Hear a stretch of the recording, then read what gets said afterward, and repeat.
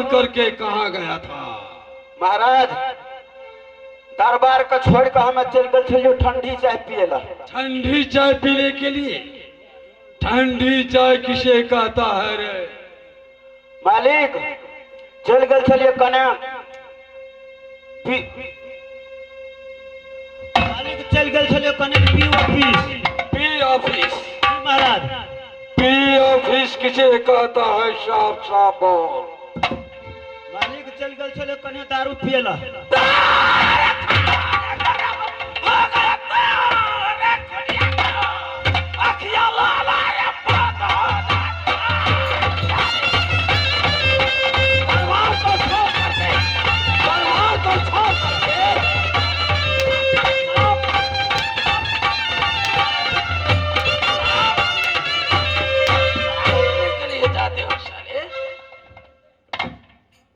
दरबार को छोड़ करके शराब पीने के लिए जाते हो? मालिक आप न जबे। नहीं जाओगे ना? नहीं महाराज आप कहियो न जबे। बतलाओ गढ़ बंगाल का क्या समाचार है? प्रजागण कैसे रहते हैं? महाराज आपको भय से आपको डर से घर घर में है आबादानी, बाघ बोकरा पिता है महाराज एक एक घाट में पानी। क्या नहीं रे दरबारी, रे ये कहावत है कि बजे ताली युगल कर से, बजे ताली युगल कर से, नियम यूही सदा से है। प्रजा अगर राजा का है तो राजा भी प्रजा का है। क्यों नहीं महाराज? दरबारी महाराज अफसोस इस बात का है रे, आज एकाएक मेरा दिमाग में क्या घूम गया है। मेरा दिमाग किस तरफ घूम गया है मुझे भी मालूम नहीं। मेरा दिल यही कह रहा है कि भयानक जंगल जाकर के शंकर भगवान का तपस्या करें। वैसे तो मैं ब्रह्मा विष्णु महेश किसी को नहीं चिंता हूं, फिर भी मेरा दिमाग में सेट हुआ महाराजा रावण को देखो, परम तपस्या करके परम देवता से वरदान मांगे थे। महाराजा हिरण्यकश्यप को देखो, वे भी परम तपस्या करके परम देवता से वरदान मांगे थे कि अस्त्र भीतर बाहर न आकाश न पताल कहीं पर मैं नहीं मरूंगा, ऐसा कह करके वरदान मांगे थे। क्या नहीं महाराज? जितने असुर लोग हैं सब परम देवता का तपस्या की बल से कोई न कोई वरदान प्राप्त किया है। मेरा दिल वही कह रहा है कि आज जंगल की ओर चलते और शंकर भगवान का तपस्या करते। शंकर भगवान अगर हो सकता है मेरा तपस्या से खुश हो गया तो वरदान में मैं यही मांगूंगा कि मेरा मृत्यु कदापि न हो, सदा के लिए मैं अमर रहूं। अगर शंकर भगवान ये मस्त बोल दिए तो फिर मैं अमर हो जाऊंगा। तुम्हारा क्या विचार है रे? महाराज हमको भी विचार है वही, चलिए। तो ठीक है चले। भयंकर जंगल, क्या नहीं महाराज? जहां पर काग पंछी का गमन नहीं, वहां पर शंकर भगवान का तपस्या करूंगा।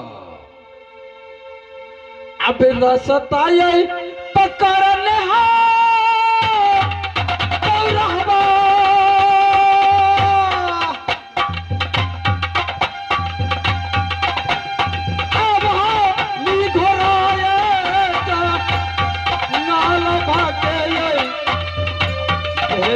कई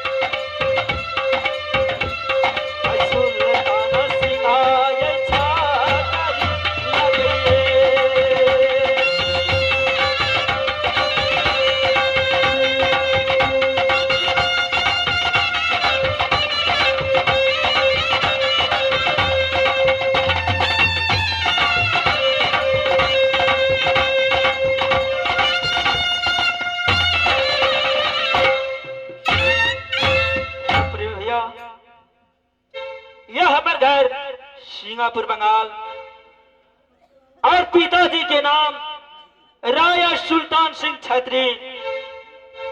अहबे माता के ये नमो हो गए अहबे रानी ते